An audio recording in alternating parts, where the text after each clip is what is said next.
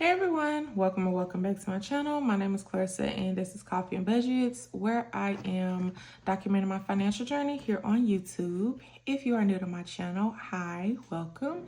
If you're a returning subscriber, hey, welcome back. So today we're going to be doing a pre-paycheck budget for the last paycheck of March.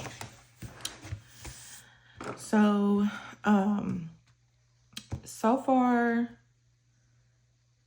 everything has been paid except for my subscriptions and my rents. My rent will be paid for the last paycheck of the month, which is this coming up paycheck. And then I am waiting for the subscriptions to come out of my account. They are on auto pay. So we're just gonna let that account do what it does. I do have some rollover money in the bill account, but I don't want to count that rollover until these three are taken out, because what's going to happen is they're going to be taken out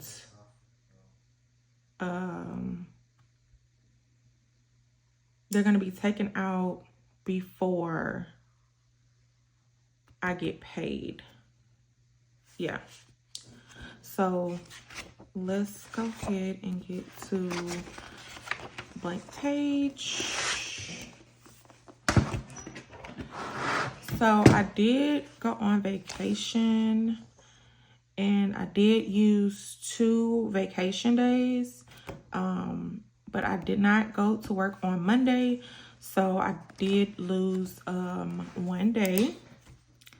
So we're gonna put on here March, and I plan on getting my paycheck 3/26/25, and that's W2 income.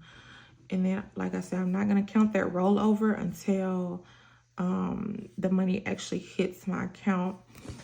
Now, I am a month ahead on my variable expenses, and I was able to break up my rent into 2 parts. So what that's allowing me to do is just allowing me to, number one, make less trips to the bank per month, because I don't have to rush to go to the bank to pull out cash. And then number 2, I know that if something was to happen, I'll be a month ahead on my expenses, and I would at least have half my rent put up. And then, you know, once my emergency fund is fully funded, I'll work on getting 1 to 3 months ahead on my rent and my bills, or at least my rent. But yeah, so I'm just gonna do like a pre-calculation. I think I had 71 hours, and then I usually do minus 90 for tax. Okay, so I'm gonna say 1150. And then also, that's another thing, I will no longer be getting my 1 hour of overtime per paycheck. I was getting an hour. I was getting like 30 minutes of overtime per week. But my job told us that they didn't want to pay us overtime anymore.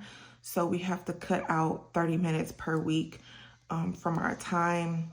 So either we can take an extended lunch, we can come in 30 minutes late, or we can leave 30 minutes early. So literally going forward, I will only be budgeting for 80 hours. And I know how much my paychecks were for just strictly 80 hours.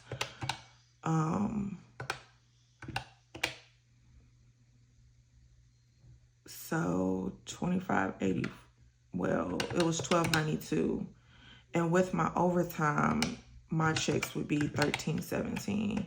So I'm gonna be losing $25 every 2 weeks. That's $50 a month. So I'm gonna be losing $50 per month.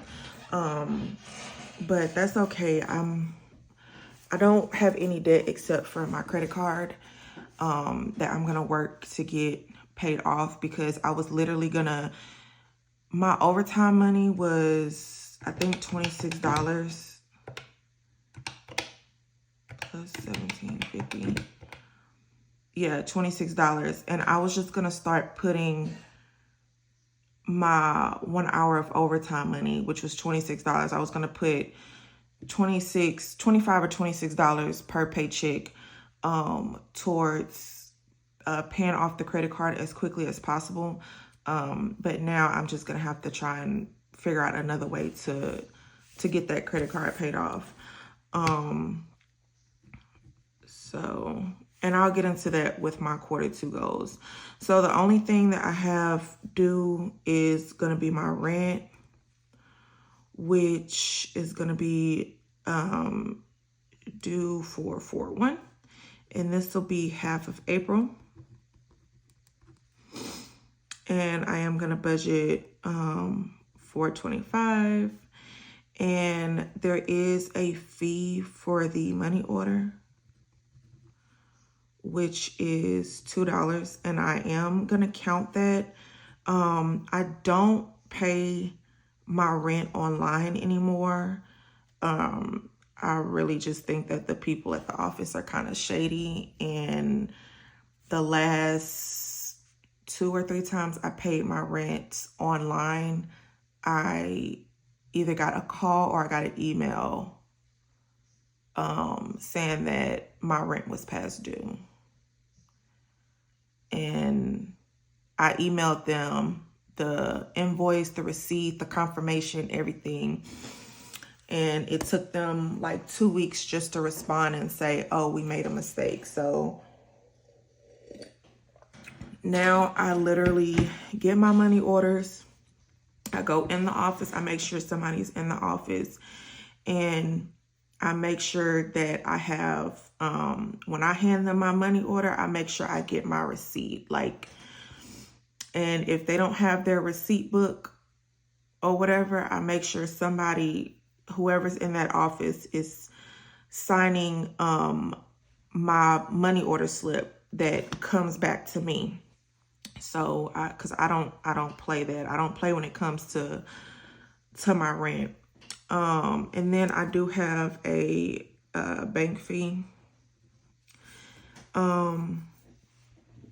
that is due, and that's $4.95. And then 1, 2, 3, 4, 5. I'm just gonna skip a couple of spaces. I'm not gonna put a buffer here because I did save for, or I did have a buffer for $21. So I'm not gonna put a buffer here. And then I do have $100 per paycheck going into my Ally High Yield Savings account. So that's just me paying myself first. So far for bills, I have $432 plus $532. And that's gonna leave me with $618. Okay, and then my variable expenses, this is the other half for my monthly. What else do I have? I have spending, miscellaneous, and I have laundry.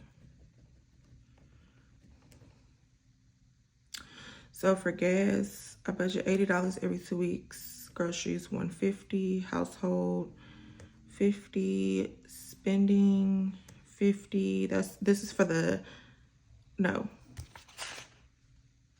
girl, no. Spending and miscellaneous gets $25 a paycheck. So 25, and then laundry, 40. So what if you're new to my channel, I am a month ahead on my variable expenses. So whatever I budget here will be added to what I already have set aside in my high yield savings account. And this money I will pour out at the end of the week and cash stuff for the month of April. So I am budgeting for April's variable expenses, and then my rent is half for the next month. And so yeah, and so it equals up to $370. So oops, so 618 minus 370, 248. Okay. Oh Lord. Okay, what we gonna do with $248?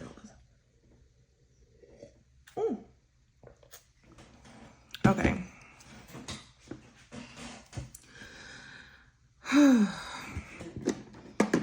I think I'm gonna go ahead and do what I said, like exactly what I said I was gonna do, because I'm not really gonna get into my goals until April. I could start on them early, but I'm not gonna do that because I have not had time to save up for exactly what I wanted to save up for. But I'll get into that with Q2 because I have birthdays coming up. It's school's about to be out. My kids have testing. Y'all, it's kind of a lot going on. And so I didn't have really time enough to save up for birthdays and things like that. And so, yeah. So what I'm going to do is I'm going to go ahead and put, I use my, girl, look at me. So I am going to do $200 towards that. And I'm just gonna highlight it. And I'm gonna just put capital 1. So I know that's automatic. I don't have to take that cash out. And pretty much mainly it's just gonna be for trying to build it up because like I say, I have my daughter's birthday coming up in April, and then my son's birthday is coming up in May. Am I gonna spend the whole $200 on them? No. But yeah. So I do need to start beefing this up. Household, beauty, holidays will get put up with my savings challenges and savings. And that's how we gonna do it. Okay. So we got $48. I definitely want to put $15 in the savings account. And then for beauty, we're gonna just do I'm gonna just do 15 and 15.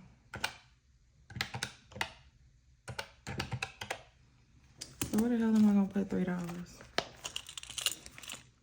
Let's put $3 in the savings challenge. Let's just do that. Let's just put $3 in the savings challenge. It don't matter which savings challenge.